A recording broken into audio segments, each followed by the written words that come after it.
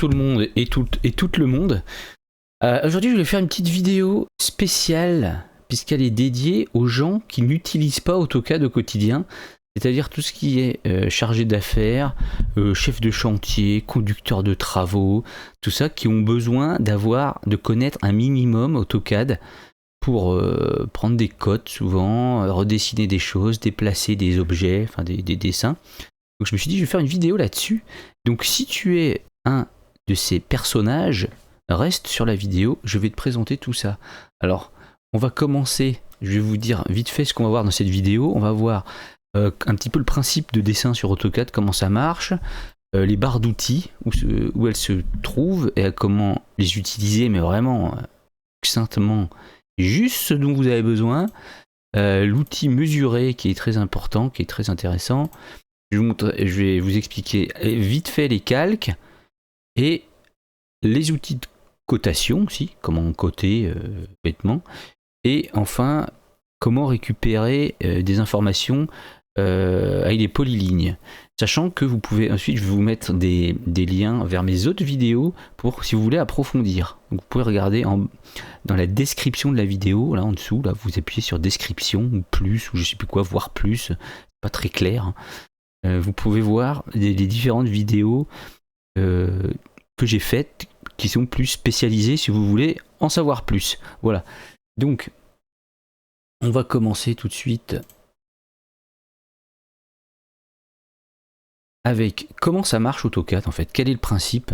Alors, AutoCAD, en fait, on va avoir ce qu'on appelle un espace ici, objet, où on va dessiner, on va normalement ne pas écrire d'annotation ni mettre de cote ici, mais il y a encore beaucoup de gens qui travaillent comme ça.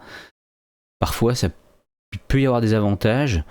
Moi personnellement, dans les 5 entreprises où j'ai travaillé, on n'a jamais travaillé comme ça. On a toujours coté. En fait, sur l'espace papier, on appelle ça ici la présentation. Alors non, il y a écrit présentation 1, présentation 2.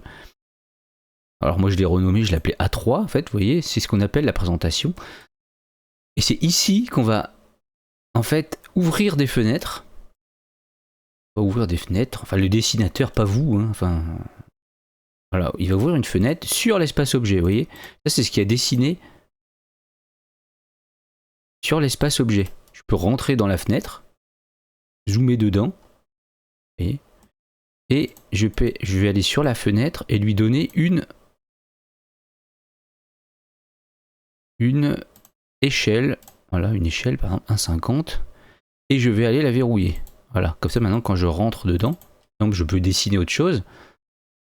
Si je veux dessiner un cercle, si je retourne sur l'espace objet, vous voyez le cercle il est là, donc c'est la même chose en fait. C'est vraiment des fenêtres qu'on ouvre sur l'espace objet. Donc là je suis en 1/50e, c'est un peu grand mais bon. Si vous voulez créer une nouvelle, alors comme ça, cliquez, ajouter, je vais mettre 1,60, redéfinir, et 1,60. Voilà. Normalement, hop, je choisis 1,60. Voilà, là c'est bon, ça fait bien 1/60e, il y a écrit ici, parce que je l'ai créé. Et je vais reverrouiller. Ok, donc là, vous avez une fenêtre. Alors, si jamais vous avez...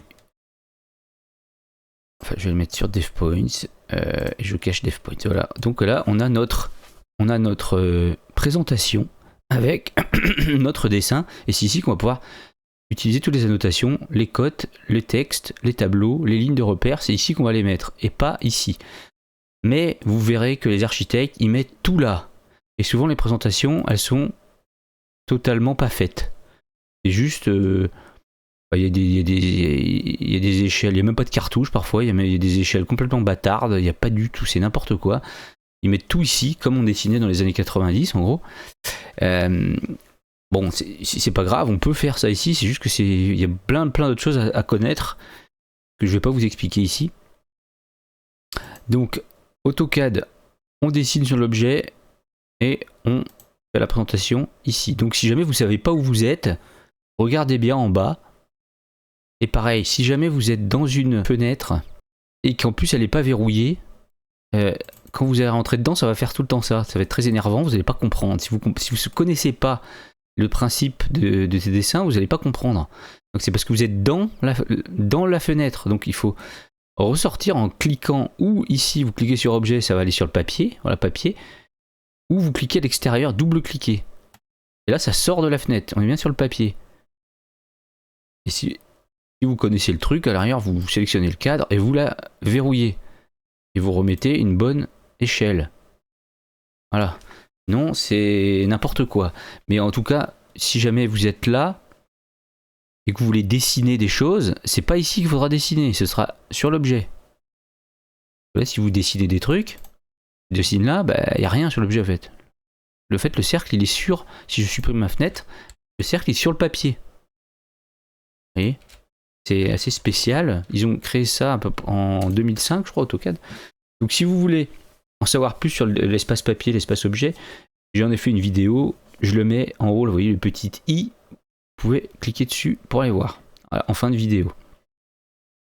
Ensuite, donc la barre d'outils début, c'est ici qu'on va avoir, ici début là, et non pas début là, c'est début ici, c'est vraiment les récents, et début ici, c'est donc tous les outils de dessin, de modification, d'annotation, calque, bloc, propriété.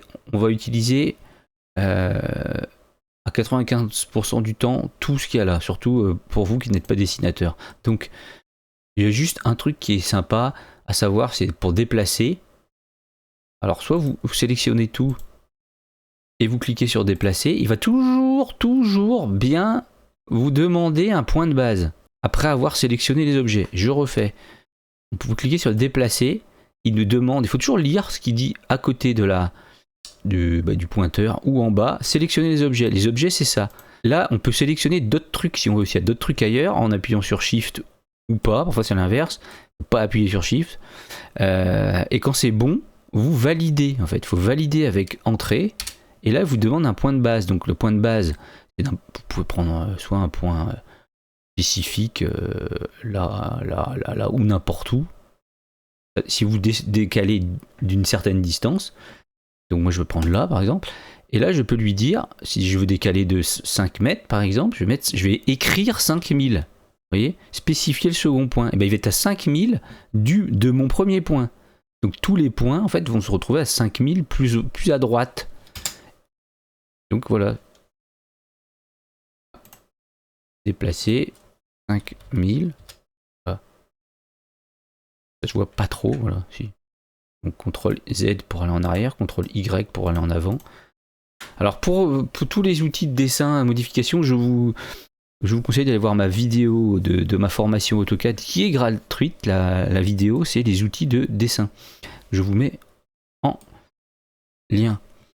Ensuite, la barre d'outils vue, elle est juste intéressante pour un truc, c'est les propriétés. Parce qu'en fait, cette palette des propriétés, elle permet de voir, par exemple, si vous cliquez sur le rectangle, vous voulez connaître la longueur et la surface, vous avez l'air ici. Alors moi c'est en millimètres, donc ça fait pas mal, ça fait 168 millions de millimètres carrés. La longueur, ça fait 53 mètres. Si vous n'avez pas la propriété, vous ne pouvez pas savoir en fait. Vous allez commencer à coter, faire des additions. Alors si vous avez pareil pour les pièces et tout, si vous avez commencé à avoir des pièces compliquées, vous allez ça va être un peu compliqué. Donc propriété, et vous cliquez dessus. Par exemple là le cercle, il fait rayon 712, diamètre 1, circonférence 1. Voilà. Pas besoin d'en dire plus pour ça. Donc onglet vue. Je retourne sur début. Ou alors derrière, vous pouvez faire aussi CTRL 1. Et CTRL plus 1. Et ça vous ouvre. Alors au début, elle va être là sans doute. Donc c'est un peu nul. Vous pouvez la prendre, la déplacer, vous la coller sur le bord, vous voyez, hop. Et après, vous pouvez la cacher automatiquement. Quand vous la survolez, ça s'ouvre. Voilà. Ensuite, il y a un outil qui est super intéressant dans l'onglet début, c'est l'outil mesurer rapide. Parce que vous allez survoler, il va vous dire, voilà, ça fait 712 de rayon, je crois, si je me rappelle bien, pour le coup, c'est pas très clair. Mais là, on peut voir que ça fait 13 mètres 200 par 6200 intérieur. Et on va ici au milieu, ça fait 300 dp par 14000. Et on peut survoler et il dit des trucs rapidement. Il vous dit que c'est ici c'est perpendiculaire. Et il vous donne les cotes super rapidement. Voilà, ça c'est l'outil mesurer. Après vous pouvez faire mesurer, si vous voulez vraiment une distance, une diagonale, bon, vous allez faire de là à là, ça fait 14 783 par 13 200 par 6 200. Puis en plus on peut même choisir d'autres options ici. Sachant que si jamais ça s'accroche pas, là vous voyez, moi ça il y a le carré vert là, c'est ce qu'on appelle l'accroche objet, c'est ici, il faut que ce soit activé. Et cocher, extrémité. Je vous conseille de cocher cadran, milieu et perpendiculaire qui ne sont pas cochés au départ quand on ouvre un AutoCAD. Par exemple, si vous voulez faire de là à là, vous voyez, hop, là il me met perpendiculaire. Si c'était pas coché, je pourrais pas m'accrocher à la ligne. Voilà, voilà. 1970. Comme ça, vous ne posez pas des codes que vous êtes obligé de supprimer après. Après, on va voir l'outil cotation, mais je vais vous montrer quand même vite fait les calques ici, c'est très important parce qu'il peut y en avoir des cachés. Si c'est comme ça, par exemple, le collègue vous dit, elle fait combien la terrasse? Ben, je sais pas, il n'y a pas de terrasse, mais si, une terrasse. Vous allez ici, ah oui, en effet, le calque est caché. Enfin, désactivé. Il peut être désactivé ici aussi, d'ailleurs, c'est la même chose. J'ai jamais compris la différence entre ces deux trucs, c'est la même chose. Mais il faut toujours vérifier qu'il n'y a pas des calques cachés où il y aurait des choses dessus. Alors parfois les archis ils ont 1000 calques et donc ils cachent plein de choses. Je vous conseille d'aller regarder ma vidéo sur les calques pour en savoir plus. Ensuite les outils cotation, donc c'est pareil que mesurer en fait. Ici on a la cote rapide. Si vous survolez, vous voyez une ligne, vous pouvez la poser, mais vous voyez là c'est beaucoup trop petit. C'est pour ça que je vous dis, allez plutôt sur l'espace papier. S'il y a une présentation de faite, si la présentation est bien faite, si elle n'est pas faite, si vous avez une présentation comme ça, bah, où il n'y a rien, ou comme ça, bon bah vous pouvez rien faire. Donc, vous êtes obligé de coter ici, mais pour le coup, il va falloir prendre une cote ici dans les annotations. Il va falloir choisir un style de cote. Alors moi j'ai créé un style de cote qui s'appelle ici espace objet. Normalement, je sais que voilà, je suis sur le style de cote espace objet. Je sais que normalement ça va être lisible. Ouais, encore c'est un peu petit. Ça dépend ce qu'on cote, c'est ça le truc, c'est que vous cotez ici, vous voyez, ça va. Et elles sont trop petites en fait. C'est pour ça que normalement si vous utilisez la ISO 25, qui est une cote qui est créée de base dans AutoCAD, elle est bien pour être visible sur l'espace papier en fait. Donc je peux coter là. Vous allez voir, vous voyez. Là c'est lisible. Après. Ah, alors si vous voulez coter. Alors moi j'utilise souvent le linéaire parce que je sais que un linéaire ça veut dire c'est horizontal ou vertical. Et si je vous mettez vous prenez cette cote là, je sais pas si vous pouvez. Ouais, si on peut aussi faire ça et ça en fait. Ah mais là il a mis pour en fait pour la diagonale on est obligé de prendre aligné. Prenez aligné et vous faites ça. Ça va aligner comme ça. Et ce que je voulais dire en fait c'est que si jamais il y a une autre vraiment je sais pas moi, un zoom sur cette vue là, vous pouvez utiliser la même cotation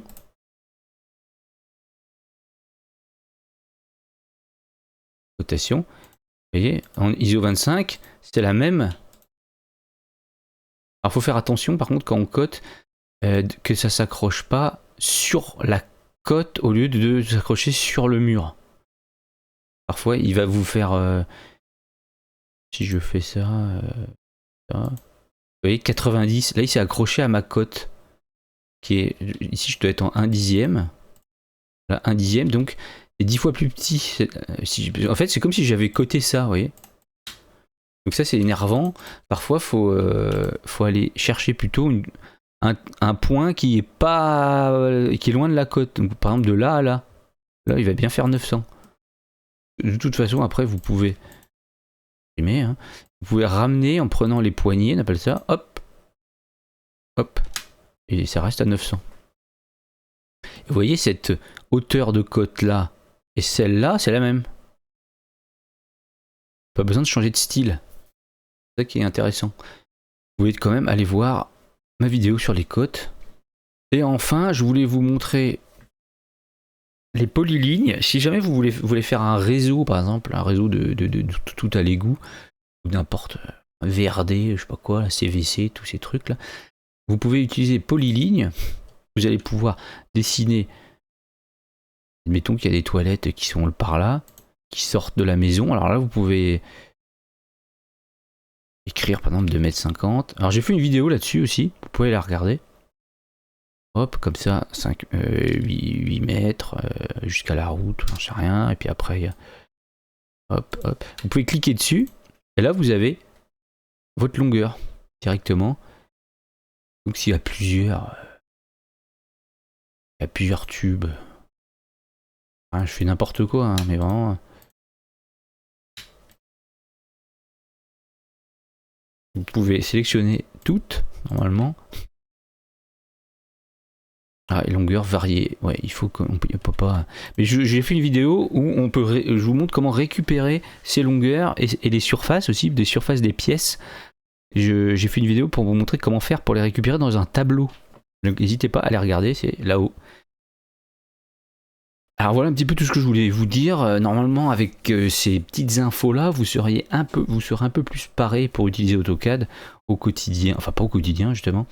Une fois de temps en temps, quand vous recevez des plans d'architecte, vous saurez un petit peu où vous êtes. Si vous êtes sur l'espace papier, si vous êtes sur l'espace objet, quoi faire pour bouger les choses ou coter, prendre des mesures. Voilà. Allez, salut. À la prochaine.